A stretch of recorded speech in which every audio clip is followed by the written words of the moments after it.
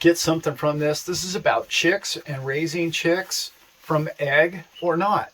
Whatever your farm or your farming skills can handle in the time that you have and the effort that you would like to put into your farm or your chicks. Okay, this is a personal preference. There's no right or wrong way to do any of this stuff.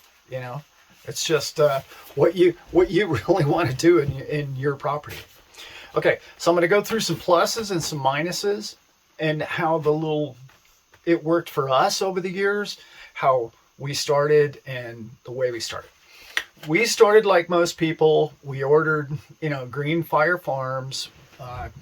Shout out to them. It's a great hatchery. They're not perfect. They grow, I don't even know, hundreds of thousands of birds every year. When you order chicks like that, they come in a box. You got a dozen.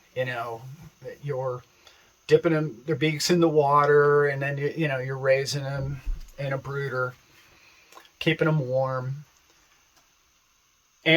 Or the other way to do it is if you have a rooster and he fertilizes the eggs, you can incubate your eggs. Okay. So we started the first way, ordering the chicks, did that for a couple of years. We liked it. It works out really well. I mean, you're going to lose, let's say you order a dozen birds. You're going to lose 4 or 5 of those.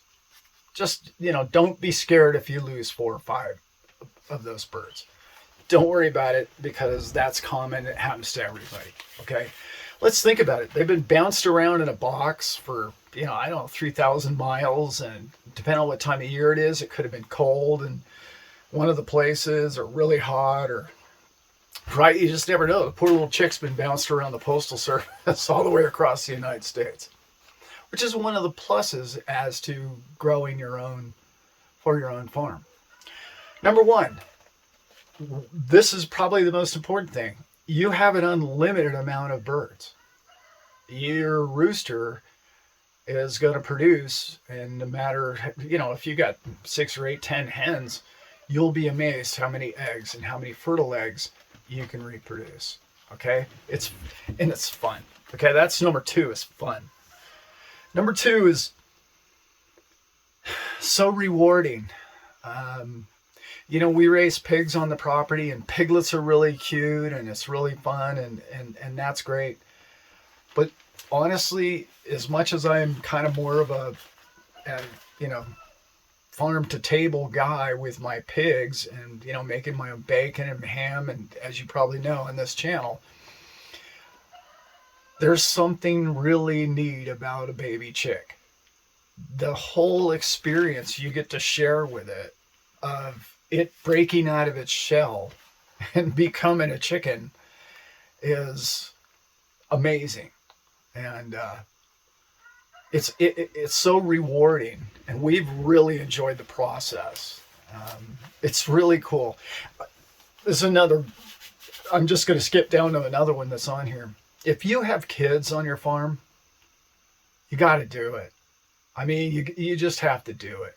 And you can even DIY a incubator or buy one. They're reasonably priced. You only need a tiny little one because you can do it every other month, right? Or I believe they're 21 days, right? From the time you put them in there till they hatch. And it's like if my wife has all these numbers, it's like a science. If they get to 23 days, they're not coming out. It's such clockwork, but it's really fun. And if you have kids, wow, it will be a lasting impression for the rest of their lives. Okay. One of the best things is if you're a meat bird person, if you're growing your chickens for meat only, by all means, simply go down, buy the chicks, order them online, have them sent to you, raise them for 16 weeks or 10 weeks, and then done. Straight to freezer heaven for them. And that's really, if it's your sole idea of raising chickens is for meat. That's mandatory. You have to go that way. Though the meat birds just don't reproduce well. It's not a great breed for that. We don't order meat birds anymore because we went to the American Bresse, as many on this channel already know.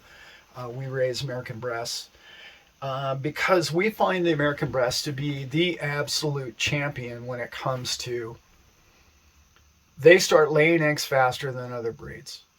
They lay as many eggs as any other breed, and they're delicious to eat.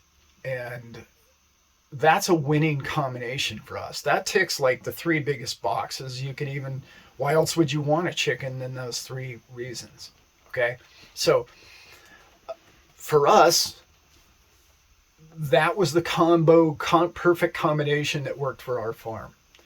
Your farm might be, hey, I don't want to deal with chickens all winter long, and I'm just going to put them in the freezer, order them, raise them, done. And that works for us for a couple of years too. The downside to those birds for us was, I don't know what it is about those birds, that meat bird. It's a stinky mess. I know all chickens are a little stinky, a little messy. I get that. But those things constantly would eat to obesity, and I don't know, they seem to have constant diarrhea. Be aware of that. I know there's going to be a lot of comments down below that, oh my God, well, you're feeding them the wrong stuff or whatever. No, we changed feeds, we changed everything. We had organic feed the longest time. And we were feeding the chicken right next to it, who was not a meat bird, the same identical diet, and it wasn't, So we just found him to be a really messy bird. So if you can free range them in a cage and move the cage around, perfect. That's the bird to do that with, for sure. Okay. If you're looking for a free range part of the family, if you will, that can go around and dig up bugs and worms and whatnot, we've found that the American Bresse was the perfect combination. And by the way, we've had other chickens too. So I think we've had 4 or 5 different varieties on the farm here, and that's the one we really like a lot. Okay. 2 of the kind of breeding reasons why you would want to raise your own eggs to become chickens is you can really find the perfect rooster. The perfect rooster for you might be a nice guy, might be one that doesn't crow as much, one that's really tall, one that has thicker legs. And that's a fun project. My wife is absolutely taken by the fact that she's able to work with the breeding process and educate herself in the breeding, and it becomes a hobby, a pastime, and a passion. And you can really fix your flock, if you will. Because when you buy these dozen birds, we had ones that had crooked legs and, one eye, you get all sort of genetic problems that can come from these hatcheries. And Greenfire is not the only one we've used. We've used almost all of them. So, they're all about the same. And I know there's some that are better than others. I'm not trying to say that. Okay. So you can fix your flock. Really neat. You can have endless amounts of chicken. I don't know how many doomsdayers or, survivalists or whatever. Pretty important to be able to create a chicken. If you can create your own chicken, you can create your own eggs, which you can create your own meat. And let's see, there's no more productive way of raising an animal on a farm than that. You will survive off chickens. You can make it water and chickens and some garden thrown in here and there. If you're a survivalist, you should really look into incubation in that angle. Okay. The fresh flock is huge, and you can keep the breed going. Those are all positive things, in my opinion. Those are all really neat, fun stuff. And you should really, if you've been just buying chickens for a few years, give it a go and try it out. Now, here's the downside. We're getting to the downside now. Downside is you need a rooster, right? Probably already figured that out, right? A rooster can be an issue, okay? Our roosters aren't. I don't know why. It must be the breed. We maybe got lucky. We've also bred the nastiness out of our roosters to some degree. We don't put up with problem animals on this. We have a problem. We don't deal with problem children. We're way too happy to farm. We all get along together, and we all survive off each other and with each other. And if you can't get along, you're on the table immediately. Which goes back to a plus, actually. You can breed the nastiness out of some of your roosters. You can also coddle your rooster. I know that sounds crazy, but if you're down to one and you really love the guy and he does have an edge to him, the more you pick him up, if you can catch him, the more you pick him up and the more you give interaction with him and you show to him that you're not a threat to him, he's going to be a better bird. He just is. And that's been our experience as well. So the downside is the rooster. He crows. Some people don't like the noise. I understand there's these things you can put around their neck. We've never tried them. If you live in a residential area, you're probably not even considering growing chicks anyway from egg. But if you live anywhere in a farm, rooster crowing is, I don't know. You probably heard it crow even on this video.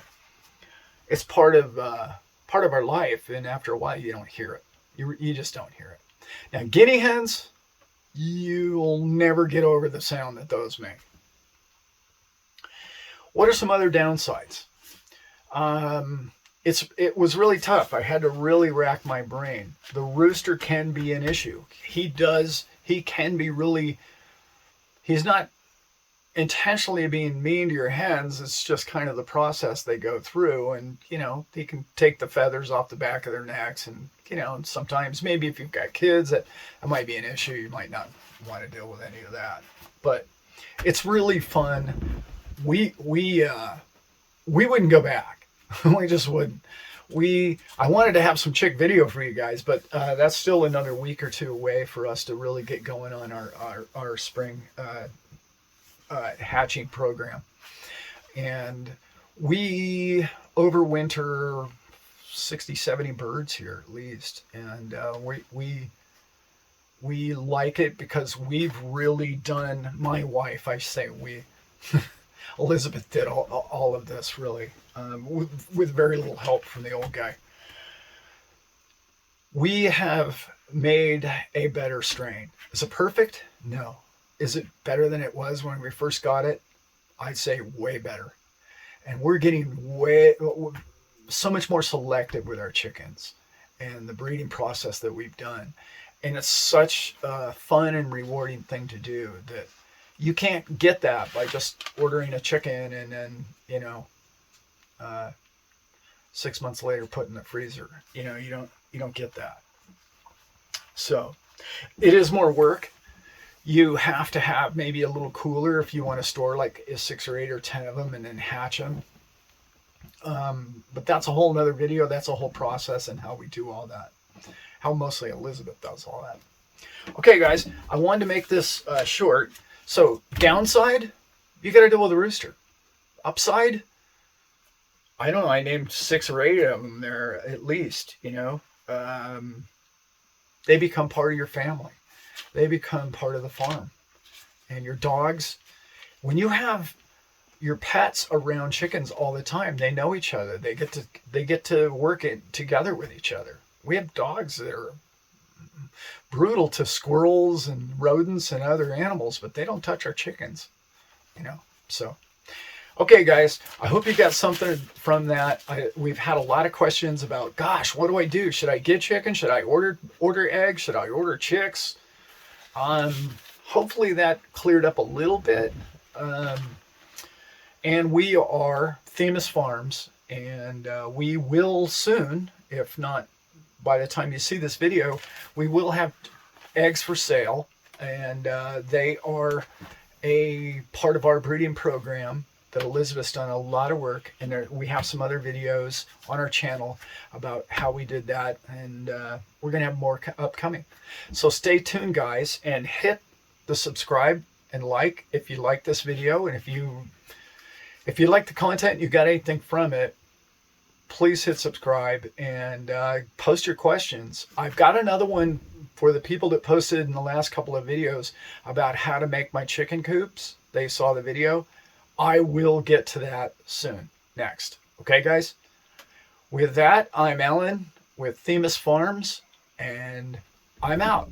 Have a great day.